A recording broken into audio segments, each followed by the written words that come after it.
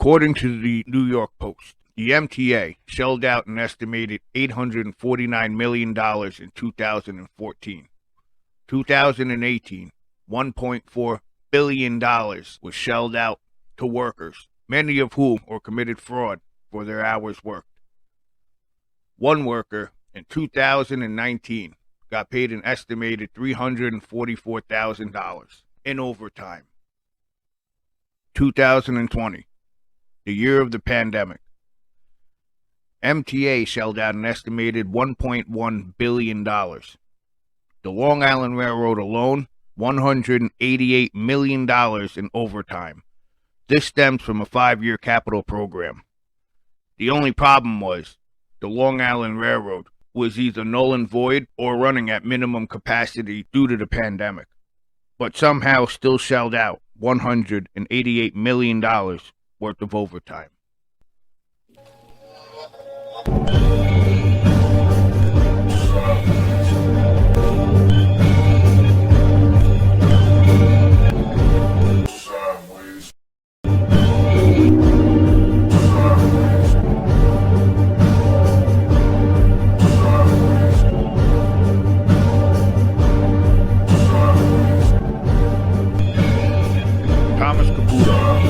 Age 57, Holbrook, New York, known as the Overtime King. 2018, Caputo brought home a pay of $461,640, with $344,147 of that being overtime pay in 2018. That means he would just make only $117,000 for regular pay. In 2019, Caputo had a pension benefit of an estimated $144,000. Joseph Balestra Jr., age 52, Blue Point, New York. 2018, Balestra Jr. racked in over 3,000 hours in overtime. That was never worked. He was apprehended and pled guilty in a Manhattan courtroom.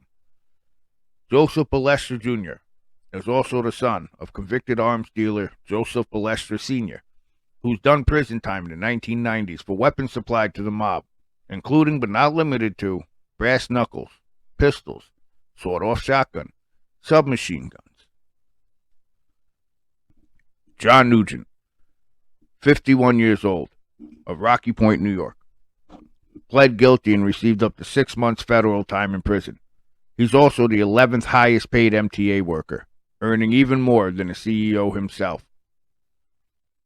His regular pay was $108,000 estimated, but his overtime pay was $242,000 estimated. 420 hours was never worked by John Nugent, which means a missing $34,094 was stolen from the MTA payroll by one John Nugent. Joseph Russo, age 57, Levittown, New York. Not much is actually known about Joseph Russo, except that he pled not guilty.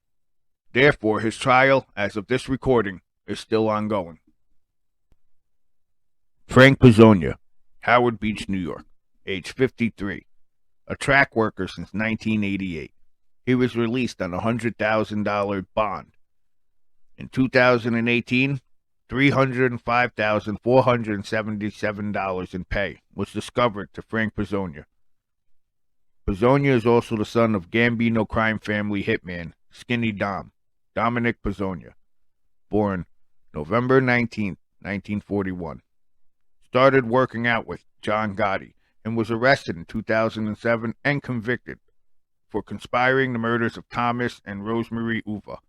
It was payback for robbing the Pizzonia's Ozone Park, New York social club, Cafe Liberty. December 16, 1985. Dominic Pizzonia, the father of one Frank Pizzonia, was also involved in the Paul Castellano and Thomas Bellotti murders. In 1995, Pizzonia became the head booker for the Gambinos, eventually replacing Peter Gotti. All 5 of these men were eventually arrested in conspiring to pull off a scheme deemed as the informal rotation. When one would leave, The other 4 men on the job site would cover for that one man, according to FBI and MTA's Office Inspector General. All 5 men were working together and conspired. Michael Gunderson, age 43, from Manalapan, New Jersey. He had a high-paying salary as a subway worker. Gunderson resigned after his arrest and was released shortly on $100,000 bail. In 2018, Gunderson made a regular pay of an estimated $102,000, with an additional 3,914 hours overtime, which equals to an estimated $283,000. Top 12 highest paid employee for the MTA. Problem was, Gunderson was not working many of those hours, if not any of those hours. September 30th, 2018, 8:30 a.m. Gunderson was at a 5K run. 5 kilometers equals about 3 1/10 mile. March 2018, he was at a concert in Atlantic City with a hotel stay afterwards. Hudson Valley, New York, upstate. He took a trip to. He was not at work. April 1st, 2nd, 7th, 8th of 2018, he was billed as working, even though Gunderson was far away in Williamsburg, Virginia. March 23rd and 24th, within 48 hours, Gunderson managed to rack up 37 hours worth of work that he never worked. Disgraced former Governor Andrew Cuomo of New York.